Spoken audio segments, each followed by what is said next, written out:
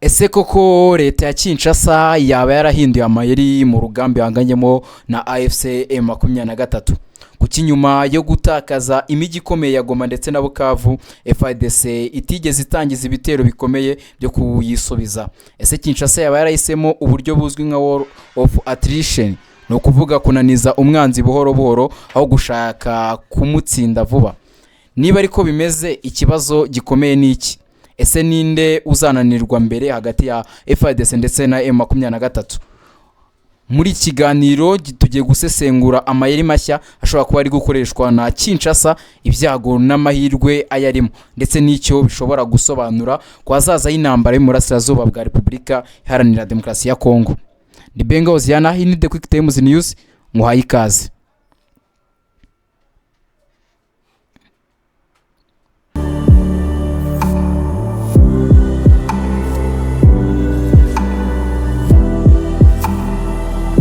Mu mezi menshi yashize, intambara hagati ya FARDC n'umutwe wa AFC M23 yakomeje guhindura isura ya politike n'umutekano murasirazuba bwa Repubulika Iharanira Demokarasi ya Kongo, nyuma yuko M23 ifashe ibice byinshi birimo Goma, Bukavu ndetse n'utundi duce twinshi twa Kivu y'Amajyaruguru ndetse na Kivu y'Amajyepfo.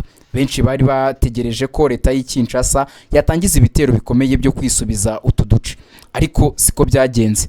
Ahubwo ibyo twabonye ni ukwiyongera ku gitutu cya diplomasi, ibiganiro mpuzamahanga ndetse no gushaka inkunga hanze y'igihugu. Nibyo byatumye bamwe mu basesenguzi batangira kwibaza niba Kinshasa itari guhindura amayeri y'intambara. Ese ubundi war of attrition nakubwiye tujya gutangira niki? Mbere yuko nkubwira amayeri Kinshasa ishobora kuba iri gukoresha, mu mateka y'intambara hari uburyo buzwi nka war of attrition. Mu Kinyarwanda twabivuga nk'intambara yo kunaniza umwanzi. Intego y'ubu buryo ntabwo ari ugufata ubutaka bwose vuba cyangwa gutsinda urugamba mu gihe gito, ahubwo ni intego iba ari ugutuma umwanzi agenda atakaza ubushobozi buhoro buhoro. Uko igihe kigenda gishira, atakaza abarwanyi, atakaza amafaranga, atakaza ibikoresho byinshi bya gisirikare ndetse n'inkunga za politiki, atakaza n'ubushake bwo gukomeza urugamba. Icyo gihe umwanzi ashobora kugera aho yemera ibiganiro cyangwa gutsindwa atarinze kugabwaho ibitero bikomeye. Aya mayeri yagiye akoreshwa cyane mu ntambara hirya no hino ku isi. Ese kuki hari abavuga ko Kinshasa yaba yarahinduye amayeri? Ikintu cya mbere gituma abantu batekereza gutyo nuko FARDC itigeze igaba ibitero bikomeye byo kwisubiza imijyi nka Goma ndetse na Bukavu. Iyo igihugu gitakaje umurwa mukuru w'intara cyangwa umujyi ukomeye, akenshi kiba cyihutira kuwisubiza, ariko hano siko byagenze. Ahubwo twabonye Kinshasa yibanda cyane kuri diplomasi. Twabonye ibikorwa byo gusaba ibihano ku bantu bashinjwa gufasha M23. Twabonye igikorwa cyo gukorana n'ibihugu byo mu karere. Twabonye ibiganiro by'i Washington, ibiganiro by'i Doha ndetse n'ibiganiro byakozwe na Afurika yunze ubumwe. Twabonye ibikorwa byinshi byo gushaka igitutu mpuzamahanga. Ibi byose byatuma bamwe bavuga ko Kinshasa ishobora kuba yarafashe umwanzuro wo gukoresha igihe nk'intwaro ikomeye. Kimwe mu bibazo bikomeye buri mutwe w'inyeshyamba uhura nabyo n'ikibazo cyo kugenzura ubutaka.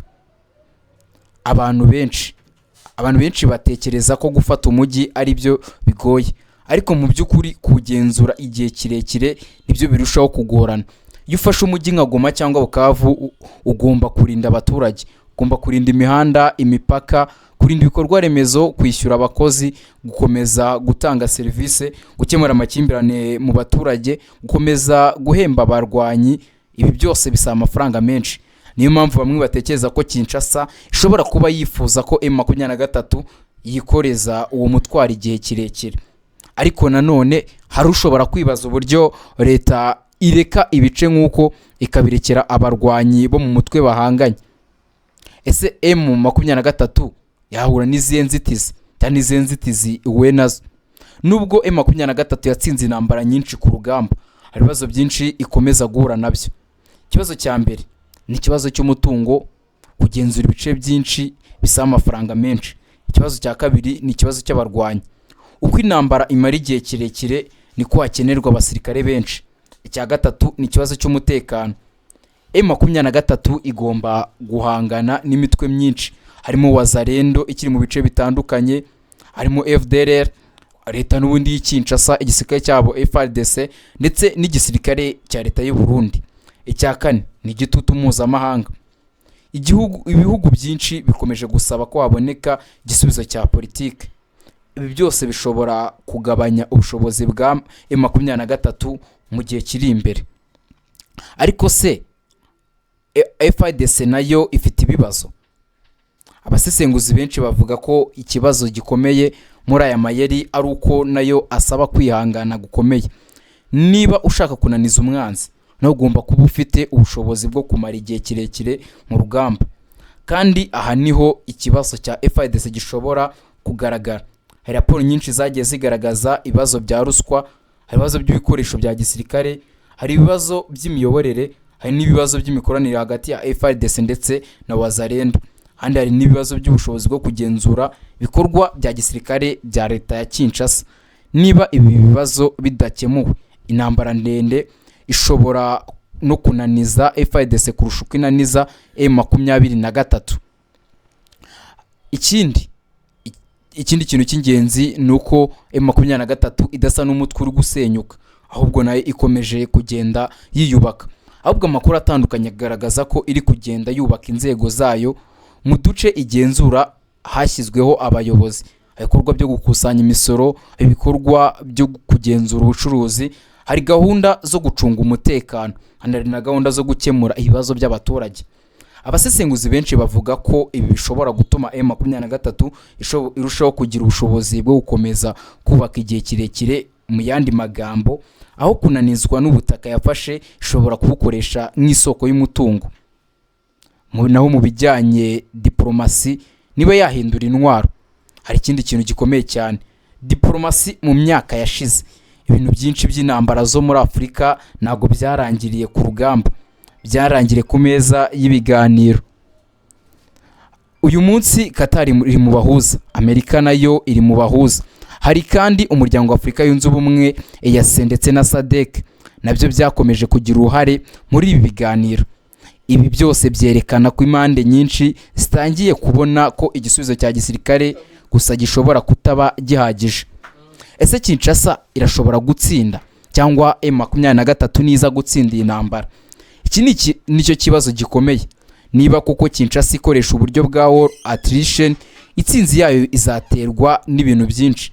Izaterwa nuko FARDC ishobora kwiyubaka, izaterwa nuko inkunga mpuzamahanga izakomeza kuboneka, izaterwa nuko igitutu cya diplomasi kizakomeza, izaterwa nuko M23 izabasha cyangwa itazabasha gukomeza kugenzura ibice yafashe. Nta gisubizo cyoroshye gihari. Ni urugamba rushobora gufata igihe kirekire, gusa nanone rushobora kuba ruri gutizwa umurindi n'imbaraga M23 ifite, ahanini zituruka ku bice iri kugenzura byiganjemo amabuye y'agaciro, harimo nka Rubaya ibamo 15% bya kuruta yose icukurwa ku isi. Muri make, nubwo leta ya Kongo itayigeze itangaza ku mugaragaro ko iri gukoresha uburyo bwa war of attrition, bikorwa biri ku rugamba no muri diplomasi bituma bamwe mu basesenguzi batekereza ko Kinshasa yaba yarahinduye amayeri, aho gushaka gutsinda M23 vuba, ishobora kuba iri gushaka kwinaniza buhoro buhoro binyuze mu gitutu cya gisirikare, diplomasi ndetse n'ubukungu. Ariko ikibazo gikomeye ni iki? Ese M23 nizananirwa mbere cyangwa FARDC nizagera aho inanirwa mbere? Igisubizo cy'ikibazo nicyo gishobora kugena ahazaza h'intambara yo mu burasirazuba bwa Repubulika Iharanira Demokarasi ya Kongo, ndetse n'ibizava mu biganiro biri kubera iduhano mu yindi mihati mpuzamahanga yo gushaka amahoro.